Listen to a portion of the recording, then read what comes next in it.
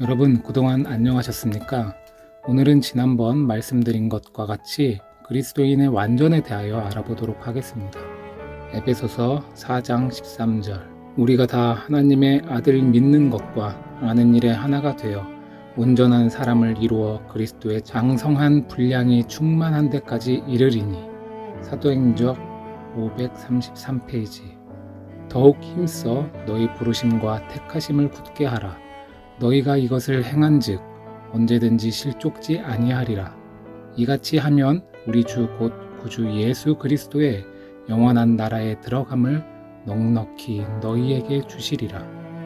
얼마나 귀중한 보증인가. 그리스도인의 완전의 최고봉을 향하여 믿음으로 전진할 때에 신자의 앞에 있는 소망은 얼마나 영광스러운가. 여러분과 저는 언제 부르심과 택하심을 받으셨는지요? 네, 바로 그리스도를 믿음으로 개인의 구주로 영접하기로 서약한 침례 의식 이후입니다. 앞서 보신 영감의 글에서는 그것을 굳게 하라고 하셨습니다. 침례 의식은 거듭남을 상징합니다. 하지만 우리는 연약한 죄인이기에 자주 넘어지게 되어 다시 거듭나는 경험을 하게 됩니다. 그리고 성화의 단계에 이르면 우리의 신앙은 예수의 믿음 안에서 더욱더 굳어지게 됩니다. 완전이라고 하면 모두들 부담스러워하는 단어입니다. 하지만 성경의 인물 가운데 우리와 같은 성정이지만 완전한 자들이 있었나요? 여러분과 제가 잘 아는 인물 몇 명만 꼽아보도록 하겠습니다. 엘리야는 연약하여 넘어진 경험도 있었으나 그의 결과는 온전하였기에 살아서 하늘에 갈 수 있는 특권을 누렸습니다. 특별히 마지막 시대에 살아서 하늘에 갈 인물들에 대한 상징으로 그를 하늘로 올려 보내셨습니다. 그리고 또 에녹이 있죠. 그리고 또 아브라함은 어땠나요? 그는 아내를 자신의 이복누이라고 속였고, 그리고 또 하나님을 신뢰하지 못하고 사라의 청을 받아 하갈을 첩으로 삼는 죄를 범하기도 하였습니다. 그럼에도 하나님께서는 그를 의인이라고 칭해 주셨습니다. 언제요? 그가 하나님을 믿고 행했을 때 말입니다. 이처럼 믿음은 그만큼 중요한 것입니다. 그러므로 모든 신앙의 기초는 믿음으로 시작됩니다. 여러분 한번 생각해 봅시다. 이 세상에 하나님을 믿는다고 하는 사람들 가운데 천지와 이 우주 만물을 하나님께서 말씀으로 창조하셨다는 것을 믿지 않는 기독교 신자는 없을 것입니다. 그것을 믿지 못하면 기독교 신자가 아니지요. 하나님을 믿지 않는 사람들이 볼 때에 그리스도인들이 창세기 1장에 하나님의 창조를 믿는 믿음은 어마어마한 믿음인 것입니다. 그래서 성경은 믿음 없이는 한 장도 읽을 수 없는 책인 것입니다. 그런데 하물며 죄된 인간을 완전하게 해주시겠다는 것은 왜 우리가 믿지 못하는 것일까요? 그 이유는 바로 완전에 대한 잘못된 개념을 가지고 있거나 또는 우리 스스로의 노력으로 의롭게 되어 보려고 하기 때문인 것입니다. 우리가 배부르고 가진 것이 많을 때에 불쌍한 사람들을 돕기는 쉽습니다.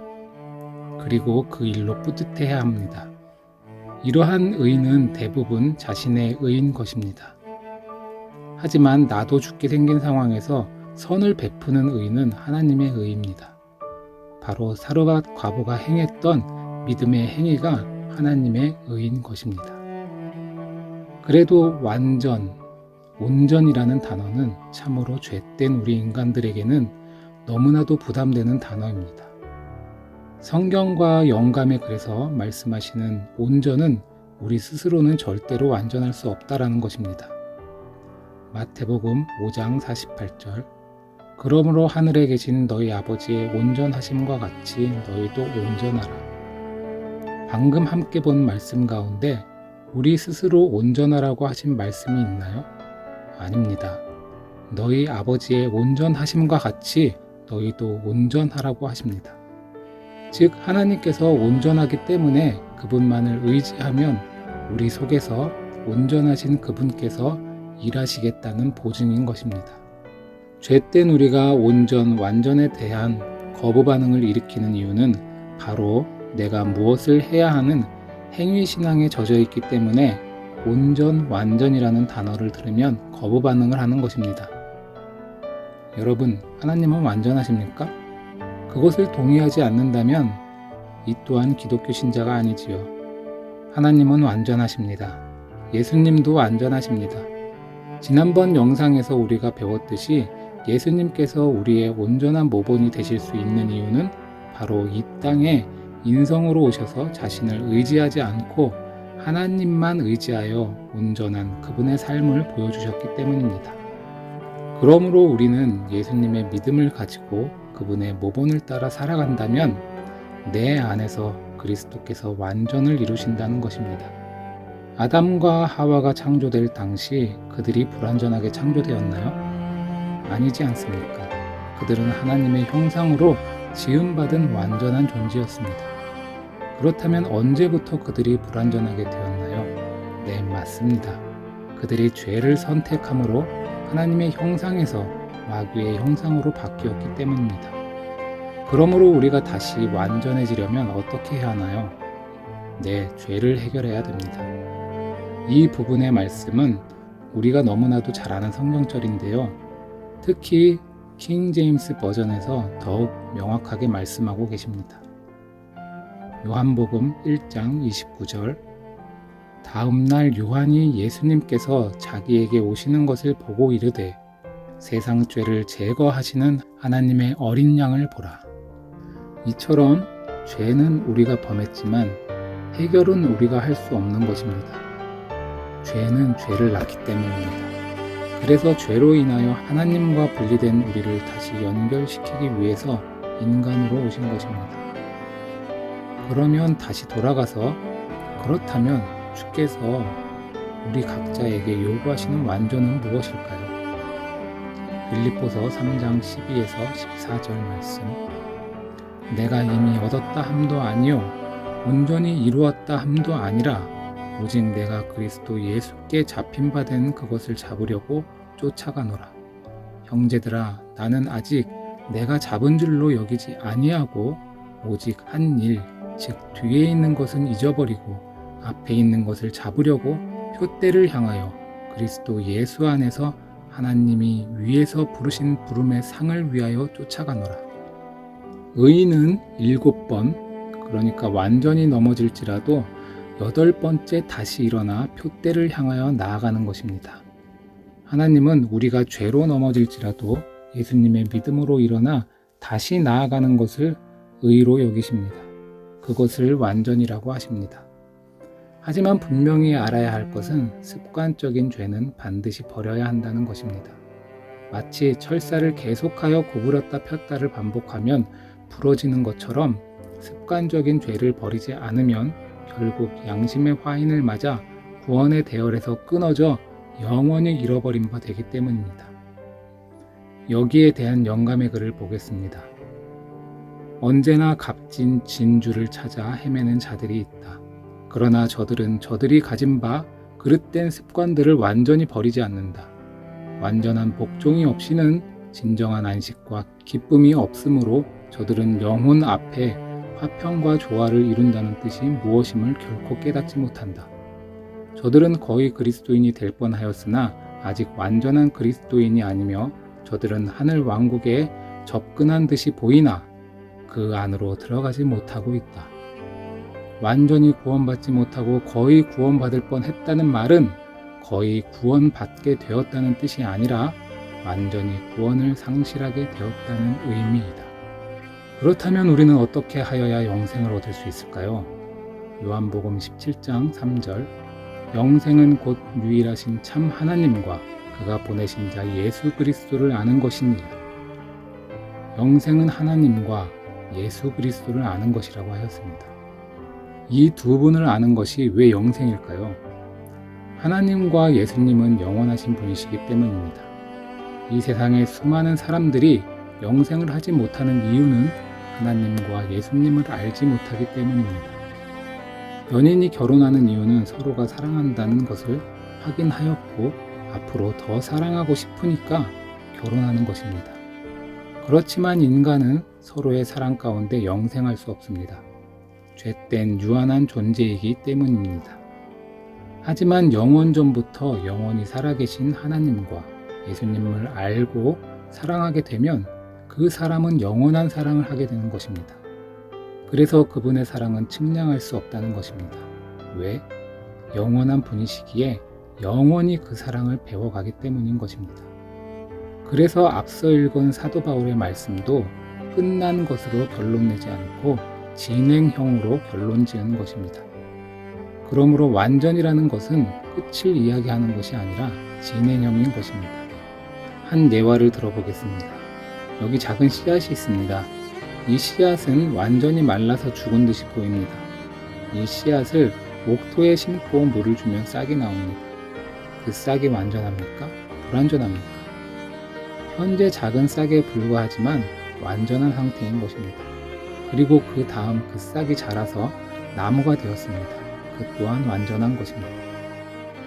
이와 같이 우리 모두는 각각의 믿음의 분량은 다르지만 각자의 믿음의 분량의 위치에서 모두가 완전한 것입니다. 하지만 중요한 것은 씨앗이 죽어야 싹을 틔우듯이 우리도 자아가 죽고 내 안에 그리스도의 생명이 있을 때에 그 생명으로 인하여 싹이 나고 자라서 열매를 맺을 수 있다는 것입니다. 오늘의 주제를 간단히 요약하자면 이렇습니다. 오늘 내 안에 완전하신 그리스도께서 계시다면 나는 오늘 완전한 것입니다. 하지만 겉으로 완전해 보이지만 이미 죽은 사람들도 많이 있습니다. 디모데전서 5장 6절 일락을 좋아하는 이는 살았으나 죽었느니라. 내 안에 영생의 주인인 그리스도가 없다면 지금은 산 것처럼 보이지만 죽은 것입니다. 나무에서 방금 떨어진 나뭇가지는 산 것처럼 보이지만 다시 접붙임 받지 않는 이상 죽을 것이기 때문입니다. 우리 모두는 죄로 인하여 생명 되신 하나님과 분리되었습니다. 그러므로 죄를 버려야 합니다. 우리가 그분의 사랑을 진정으로 깊이 깨달아 알게 될 때에 비로소 죄를 버릴 수 있게 되는 것입니다. 사랑하는 사람이 싫어하는 것은 우리가 하지 않는 것처럼 하나님을 우리가 사랑한다면 그분이 싫어하는 죄는 버리게 되어 있습니다. 내가 아직 죄를 버리지 못하고 있다는 것은 하나님을 사랑하지 않는다는 증거입니다. 요한복음 14장 15절 너희가 나를 사랑하면 나의 계명을 지키리라. 요한복음 14장 24절 나를 사랑하지 아니하는 자는 내 말을 지키지 아니하나니 너희가 듣는 말은 내 말이 아니요 나를 보내신 아버지의 말씀이니라. 여러분, 우리 모두는 현재 은혜 받을 만한 때에 살고 있습니다. 왜냐하면 성령께서 아직 우리 마음에 양심을 통하여 회개의 호소를 하시기 때문입니다. 이제 조만간 성령이 떠나가면 우리는 회개할 수도 없게 될 것입니다. 이 귀한 날 우리 모두가 주의 말씀을 통하여 그분의 사랑을 깊이 체험하고 죄를 버려서 그분 안에서 참 자유를 누리는 저와 여러분이 되시기를 이 시간 간절히 기도해 봅니다. 끝으로 요한일서 4장 16절에서 19절 말씀 보고 마치겠습니다. 하나님이 우리를 사랑하시는 사랑을 우리가 알고 믿었노니 하나님은 사랑이시라. 사랑 안에 거하는 자는 하나님 안에 거하고 하나님도 그의 안에 거하시느니라. 이로써 사랑이 우리에게 온전히 이루어진 것은 우리로 심판날에 담대함을 가지게 하려 함이니 주께서 그러하심과 같이 우리도 이 세상에서 그러하니라. 사랑 안에 두려움이 없고 온전한 사랑이 두려움을 내쫓나니 두려움에는 형벌이 있음이라. 두려워하는 자는 사랑 안에서 온전히 이루지 못하였느니라. 우리가 사랑함은 그가 먼저 우리를 사랑하셨음이라.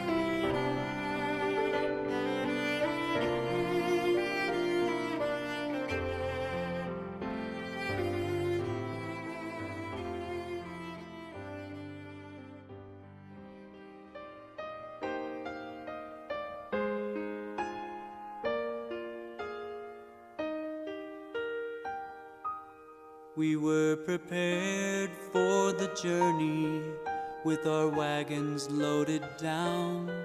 We had all the things we needed and some more of what we had found.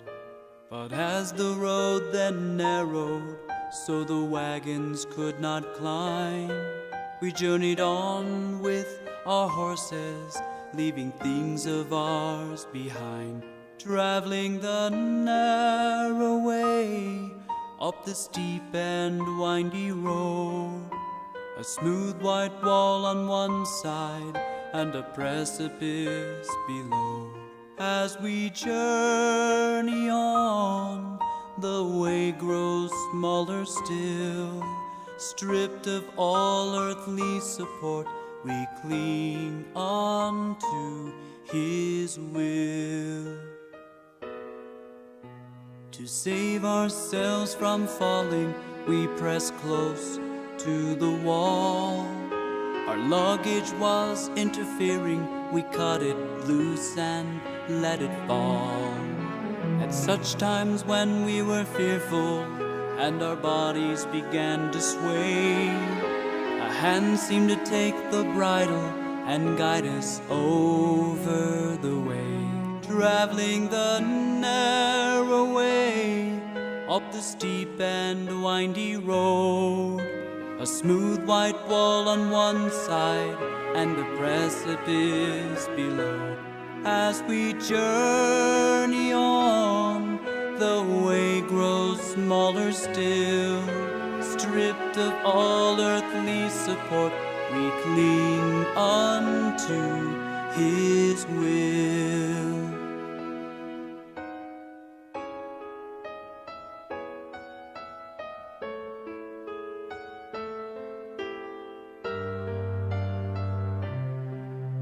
With our horses now left behind us, we traveled on in single file. Our feet exposed to grit the rocks, we were fearful all the while. Small cords came down from above us to keep our balance on the path. We upheld from above, we were shouting, it seemed like this is all we had. Traveling the narrow way, up the steep and windy road, a smooth white wall on one side and a precipice below. As we journey on, the way grows smaller still. Stripped of all earthly support, we cling unto His will.